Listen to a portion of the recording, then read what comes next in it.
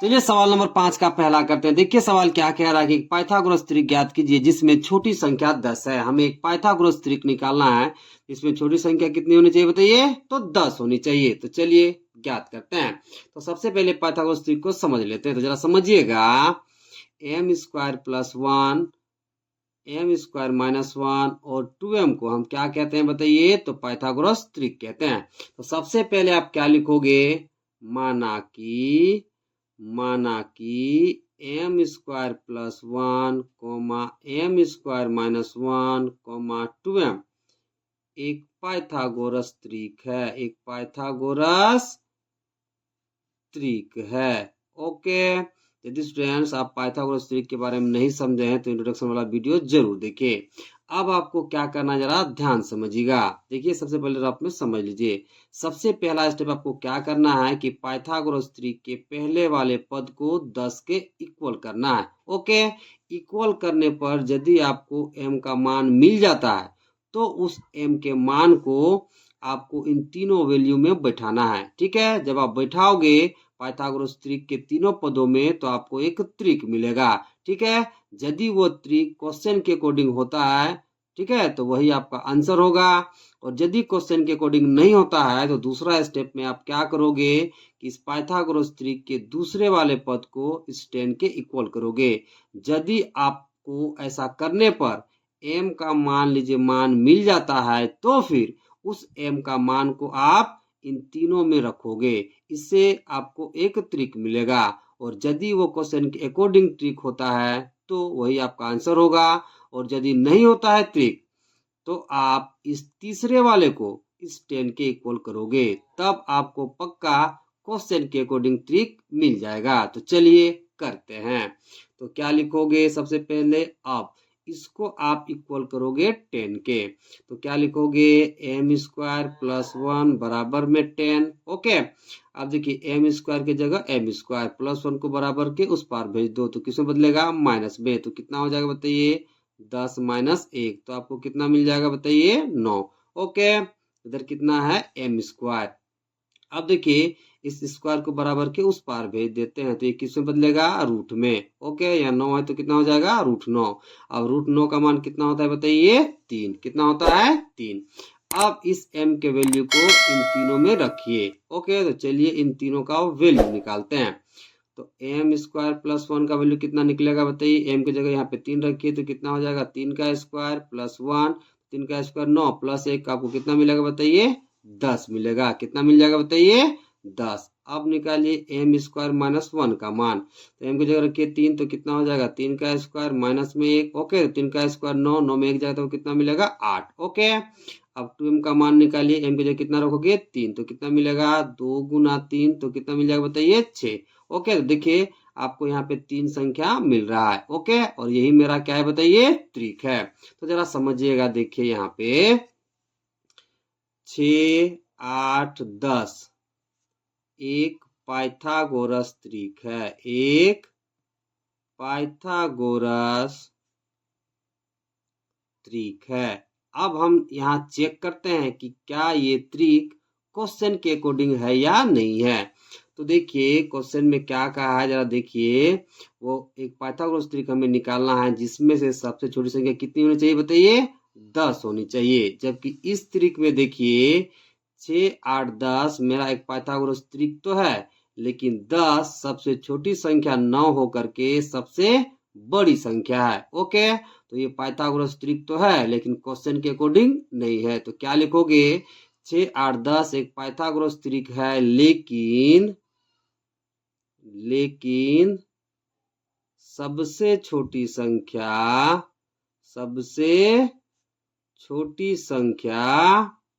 10 नहीं है। ओके, तब आप क्या करोगे? इस पाइथागोरस त्रिक के दूसरे पद को, ठीक है, 10 के इक्वल करोगे। तो क्या लिखोगे? फिर एम स्क्वायर माइनस वन बराबर कितना बताइए? तो 10। माइनस वन को बराबर के उस पार भेज दीजिए। ठीक है, देखिए यहाँ 10 है, माइनस वन बराबर किस पार है तो किससे बदलेगा? प्लस वन में। तो आपको कितना मिल जाएगा बताइए? 11। ठीक है, एम स्क्वायर की जगह एम स्क्वायर, अब स्क्वायर के बराबर के उस पार भेज दीजिए। तो ये किस में बदलेगा बताइए, जब स्क्वायर के बराबर के उस पार भेजेंगे तो रूट में, तो ये कितना हो जाएगा √11। अब देखिए √11 का पूरा पूरी मान नहीं निकलता, इसलिए m का पूरा पूरी मान नहीं निकलेगा। ओके, तो इसे हम छोड़ देंगे। अब क्या करोगे कि इस पाइथागोरस त्रिक के तीसरे वाले पद को 10 के इक्वल करेंगे। ओके, तो क्या लिखोगे, अब 2m बराबर 10। ओके, तो देखिए जब 2 को बराबर के उस पार भेजेंगे तो किसमें हो जाएगा, भागा में। तो m बराबर कितना हो जाएगा बताइए, 10/2। देखिए इधर 2 गुना के रूप में है, बराबर के उस पार जाएगा तो किसमें बदलेगा, भागा में। ओके, तो कितना हो जाएगा 10/2, काटिए इसे, 2 बजे कितना हो जाएगा 10। तो m का मान कितना निकल के आ गया बताइए, 5। ओके, अब इस m के मान को इन तीनों में रखिए। ठीक है, तो चलिए पहले निकाल लेते हैं वैल्यू। इसलिए m² + 1 का मान पहले निकालिए। m की जगह 5 रखिए तो कितना हो जाएगा, 5 का स्क्वायर + 1, तो देखिए 5 का स्क्वायर कितना, 25। 25 और 1 जोड़ेंगे तो कितना मिलेगा बताइए, 26। ओके, अब m² - 1 का मान निकालिए। तो m की जगह 5 रखिए तो 5 का स्क्वायर माइनस में 1, तो 5 का स्क्वायर 25। 25 में जाएगा तो वो कितना मिलेगा बताइए, 24। ओके, अब 2m का मान निकालिए। m की जगह रखिए 5, तो 2 5 कितना हो जाएगा बताइए, 10। ओके, तो देखिए यहाँ पे आपको 3 संख्या मिल रहा है, 26, 24 और 10। ओके, ये मेरा क्या है बताइए, एक पाइथागोरस त्रिक है, जिसमें से सबसे छोटी संख्या आपको कितनी दिख रही है बताइए, तो 10 दिख रही है। तो क्या लिखोगे कि 10, 24, 26 एक पाइथागोरस त्रिक है, जिसमें सबसे छोटी संख्या 10 है। ओके, चलिए 5 का दूसरा करते हैं। देखिए दूसरा सवाल क्या कह रहा है कि एक पाइथागोरस त्रिक ज्ञात कीजिए जिनमें से एक संख्या 6 हो। तो एक हमें पाइथागोरस त्रिक ज्ञात करना है जिनमें से एक संख्या कितनी होनी चाहिए, तो 6 होनी चाहिए। तो चलिए करते हैं।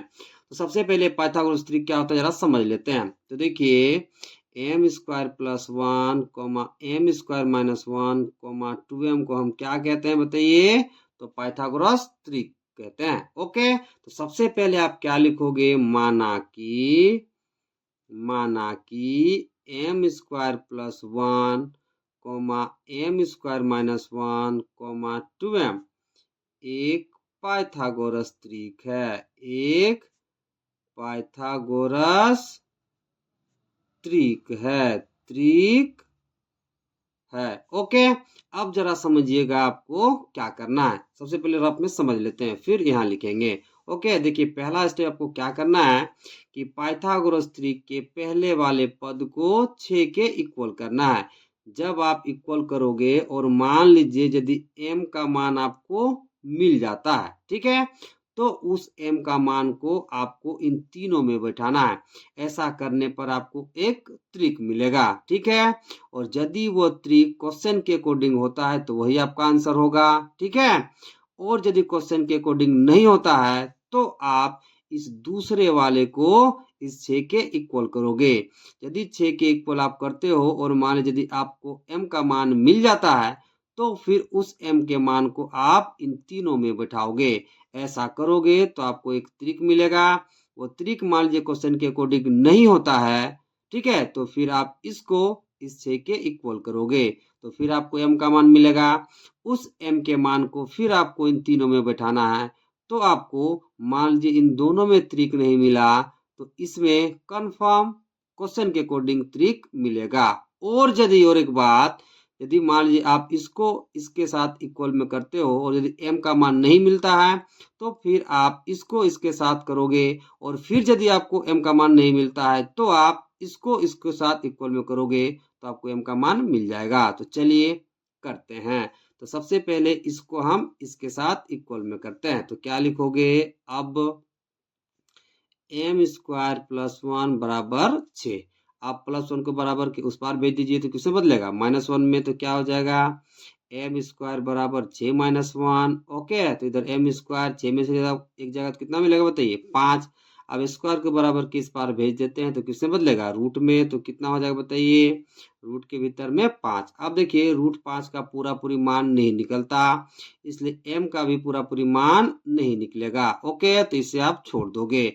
अब इसको इस 6 के साथ आप इक्वल में लिखोगे, तो क्या लिखोगे, फिर एम स्क्वायर माइनस 1 बराबर 6। ओके, अब -1 को बराबर के इस पार भेज दीजिए, तो ये कितना हो जाएगा बताइए, इस पार आएगा तो +1, तो कितना हो जाएगा 6 + 1, तो आपको कितना मिल जाएगा 7। कितना मिल जाएगा बताइए 7। ओके, अब देखिए स्क्वायर को बराबर के इस पार भेजते हैं तो किसमें बदलेगा, रूट में। तो कितना हो जाएगा बताइए √7। अब देखिए √7 का पूरा पूरी मान नहीं निकलता, इसलिए m का भी पूरा पूरी मान नहीं निकलेगा, तो इसे भी हम क्या करेंगे, छोड़ देंगे। अब आप क्या करोगे, इस 2m को इस 6 के साथ आप इक्वल में लिखोगे। ओके, तो क्या लिखोगे, अब 2m बराबर 6। ओके, देखिए 2 इधर गुना के रूप में है, तो बराबर के उस पार जब हम भेजेंगे तो किसमें हो जाएगा, भागा में, इसलिए m बराबर कितना हो जाएगा बताइए 6/2। ओके, अब काटिए इसे, 2 तिया 6। ओके, तो m का मान कितना निकल गया बताइए 3। अब इस m के मान को आप इन तीनों में रखोगे। ओके, तो आपको त्रिक मिल जाएगा। तो चलिए निकालते हैं। ओके, तो सबसे पहले m² + 1 का मान निकालते हैं, तो क्या लिखोगे, इसलिए m² + 1 बराबर, ओके m का मान 3 रखे तो कितना हो जाएगा, 3 का स्क्वायर + 1। देखिए 3 का स्क्वायर 9, 9 में 1 जोड़ो कितना मिलेगा 10। ओके, फिर m² - 1 का मान निकालिए, तो m की जगह आप 3 रखो, तो 3 का स्क्वायर माइनस में 1, तो 3 का स्क्वायर 9, 9 में 1 जाएगा तब वो कितना मिलेगा 8। ओके, अब किसका मान निकालना है 2m का, तो निकालिए 2m, m की जगह रखिए बताइए 3, तो 2 गुना कितना हो जाएगा 3, तब वो कितना मिल जाएगा 6। ओके, तो देखिए 10, 8, 6 का हमें क्या मिल रहा है बताइए, त्रिक मिल रहा है, जिनमें से एक संख्या कितना है बताइए, तो 6 है। तो क्या लिखोगे, इसलिए 6, 8, 10 एक पाइथागोरस त्रिक है, पाइथागोरस त्रिक है, जिनमें से एक संख्या 6 है। ओके।